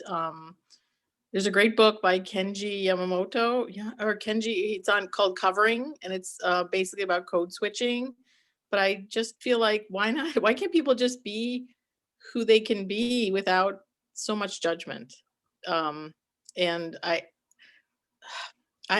know people who are a great many ethnicities, and people assume they must be from another country, or they must be from somewhere where they don't really speak that way. And this is some false, Some anomaly, right? yeah, that they speak that well. And it's just so hurtful for someone to say to someone. And I hear it within Dublin, and I've heard it growing up, and it's one of the most frustrating things. I was just listening. I was also reading. Amber Ruffin has a great book called "You'll Never Believe What Happened to Lacey" about her sister and a lot of the racist episodes that happened to her. And she tries to deal with it in a funny way. But I just got to the part where someone says that to Lacey, that her diction is so good because she's a woman of color. They're just shocked, and they actually try to drag their wife over to listen to her, how well spoken she is for a woman of color. It's just it's just infuriating and frustrating that people still have these reactions. Yeah, reflect back on that multicultural and inclusionary policy, how plural culturalism was very valuable and looked upon by the Dublin City Schools as something that really benefits society. This calls upon 3 levels of accountability. Students have to put each other in check and hold each other accountable, not to use this kind of language. Teachers have to use these teaching moments like this teacher did in the "That's So Gay" scenario to make sure that this is nipped in the bud. And then parents have to reinforce this at home and not say it's all right, not storm into the school and complain and fuss out the teacher for doing what that teacher is obligated to do, to be in line with that multicultural inclusionary policy. So it's that inclusion that takes action, it takes modeling, it takes living, breathing, walking, talking of this stuff for it to really be successful. Any other comments before we have our final video? I have something to add. I'm on my mom's account right now, but I really do relate to that Oreo comment, not as like I've been called a banana a lot in school, being like yellow on the outside and white on the inside, because I'm an Asian American, and I never felt like I really fit in completely with my fellow Chinese students or with my American friends too, because I'd either be too Chinese or not Chinese enough. So I was just kind of stuck in the middle as a banana. Yeah, and I've heard that phrase used as well. Yellow on the outside, white on the inside. I mean, it's not fair. And again, going back to let me identify myself, and this whole thing called race, we spend all our lives trying to self-identify, trying to be who we want to be, trying to be who we really are. And people won't allow us. You're to this, you're to that. What authority do they have to say that? So I have something to share. I was born in India, but I grew up in Kuwait, and I came to the United States at age 23. So obviously I have this really mixed accent, right? But when I had the kids, when I was pregnant, I moved to Dublin City Schools. So I raised both my kids in Dublin City Schools. But I homeschooled both of them initially, and then put them in Dublin City Schools, Rachel for kindergarten, my son for kindergarten and first grade. So just recently, several months ago, I'm involved in the Diversity Council at the Medical Center. So I've been listening to a lot of talks, and I heard East European older lady from a Jewish background who shared how her parents were so strict with her about her accent, that she would not have the accent of her parents, and how much they stressed the importance. And then one of my colleagues told me how she and her parents were from Peru, and they would get reprimanded growing up if they mispronounced even one word that sounded like the immigrant parents. And I was horrified, because I had looked at the research that shows that when you speak with an accent, a foreign accent, people don't trust you, and they find you less trustworthy. And I was just like, what?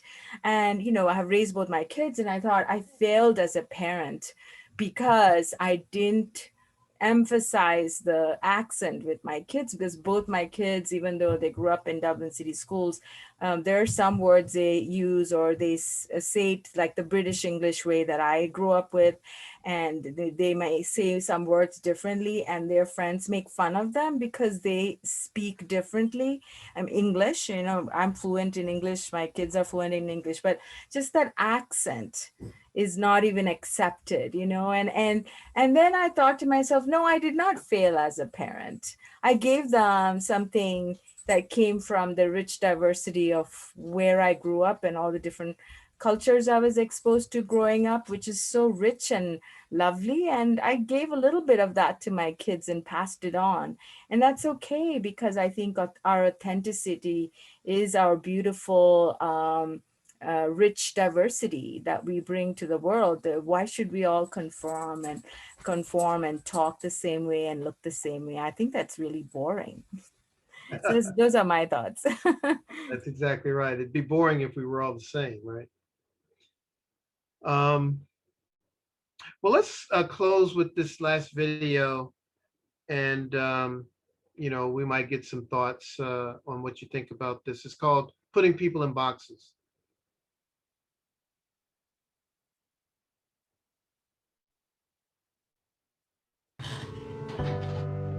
It's easy to put people in boxes. There's us, and there's them. The high earners, and those just getting by. Those we trust, and those we try to avoid. There's the new Danes, and those who've always been here. The people from the countryside, and those who've never seen a cow. The religious, and the self-confident. There are those we share something with, and those we don't share anything with. Velkommen. Jeg kommer til at stille jer nogle spørgsmål i dag. Nogle af dem kan godt være lidt personlige, men jeg håber, I vil svare ærligt på dem. Hvem herinde i rummet var klassens klovn? No, we probably got some class clowns in this group.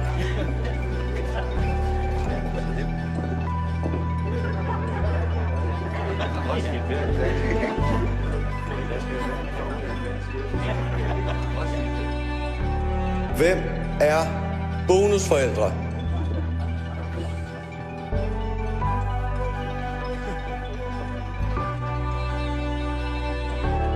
And then suddenly, there's us. We who believe in life after death. We who've seen UFOs. And all of us who love to dance. We who've been bullied.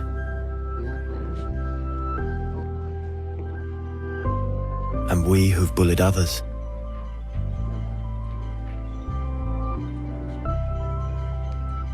And then there's us, the lucky ones who've had sex this past week. We who are broken-hearted. We who are madly in love. We who feel lonely.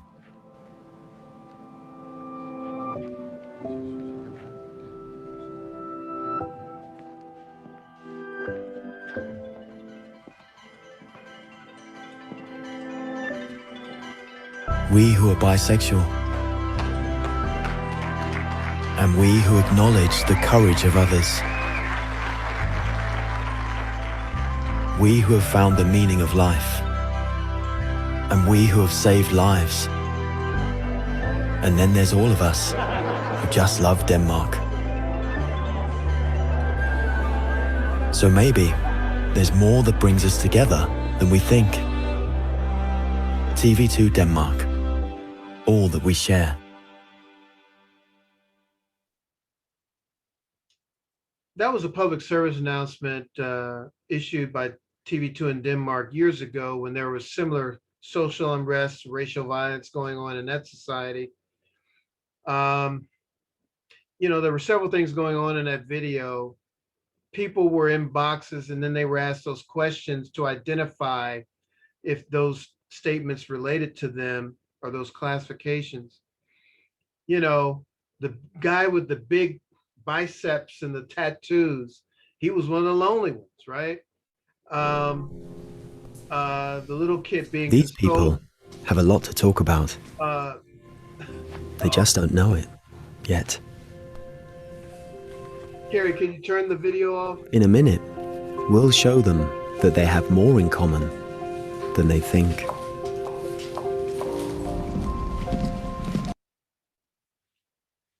So it basically points to the fact that, hey, there's more that brings us together than separates us, yet we do put everybody in boxes, which is similar to what we've been talking about all the session long: stereotypes, biases, assumptions and associations we make. But the common denominator is everybody loved Denmark in that video. That's what brought everybody together. They realized they had more in common than they had difference. So here, you're all parents that just love Dublin City schools, whether it's the east side of the river or the west side of the river. That shouldn't matter, because those are boxes, right? What should matter is we're all in Dublin City schools, and we should all be striving towards the ideals in that multicultural and inclusionary policy that says plural culturalism is good. It's not bad. Differences are unique and valuable. They're not bad. There aren't those people. They're all of us, right? So any comments or closing questions or observations before we end the session?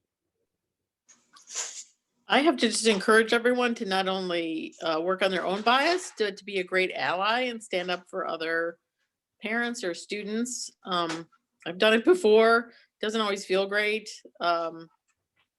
You get the target of a lot of things, but then I've had, a parent come to me privately and say, "Thank you for saying that. I was so tired of me having to say that each time and do the heavy lifting."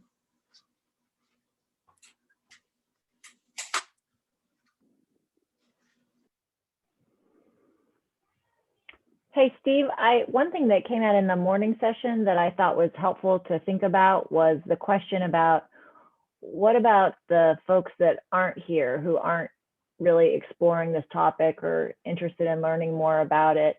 How do we move forward as a community, as a school district, as a city? How do we engage people that maybe don't think this is an issue or aren't interested in engaging on that? Could you talk about that a little bit?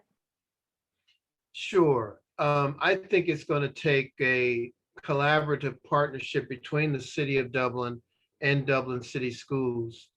The City of Dublin has a task force on diversity, equity, inclusion, and they have a Chiefs Advisory Council, the Police Chiefs Advisory Council. Those two external facing advisory boards are really going to help lend a community perspective on what can make Dublin a more inclusive and welcoming community that's not, that doesn't have this perception of it's for rich white folks only, right? Or you need not apply here because you're one of those people. And so it takes vigilance, it takes collaboration, and it takes truly modeling inclusive behavior. The term psychological safety comes to mind. Again, there needs to be psychological safety for that school teacher to ask that question to that student that says, "You're so gay." There needs to be psychological safety for them to ask, "What's so homosexual about it?" without fear of retribution from some parent. There should be freedom to wear a t-shirt if you're a teacher or not, because these are things that our students need to learn if they're going to be prepared for the real world. The question should be sitting down the students that designed that t-shirt and asking them what they meant by those terms, so that others could learn those different perspectives that may be different from their own. It may take community-based implicit bias training, right? So the city of Bexley, who I also represent, has community-based implicit bias training that's available for all citizens, and it's twice a year. And so that's outside of the school system, but it helps the whole community understand. And there are geographical dividing lines in Bexley also, where a lot of diverse people live on one side of a street, one side of Bexley, and non-diverse people live in those big homes on the other side of Bexley. So, there's these types of issues in all communities. It's going to take collaboration, cooperation, and vigilance and commitment.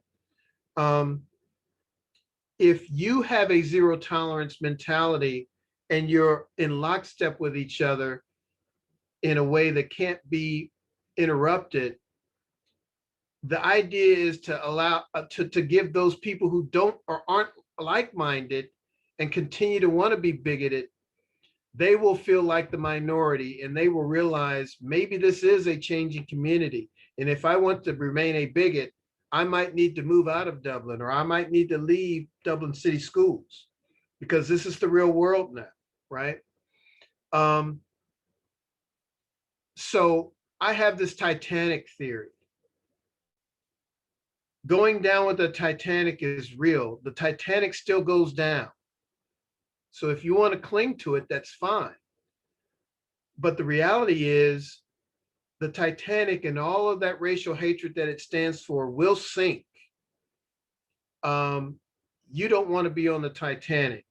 You want to put your stake in the ground, but be willing to move it once you hear a different perspective. I hope that helped. Thanks, Steve. And I really appreciate everyone. I know we've run way over our time tonight, and I really appreciate people staying with us and engaging on this subject. It's so helpful, and I really appreciate everything that people have shared from their hearts tonight. And I appreciate the leadership here, Steve. My pleasure.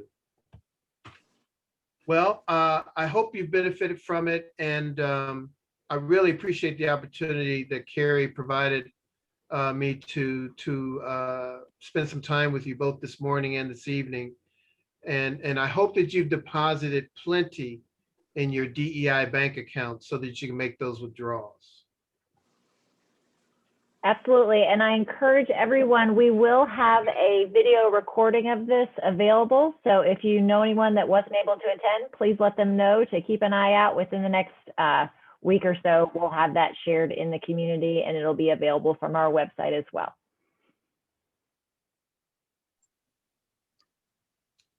All righty. Thank you. Thank you. Good night. Thank you. Thank you. Thank you.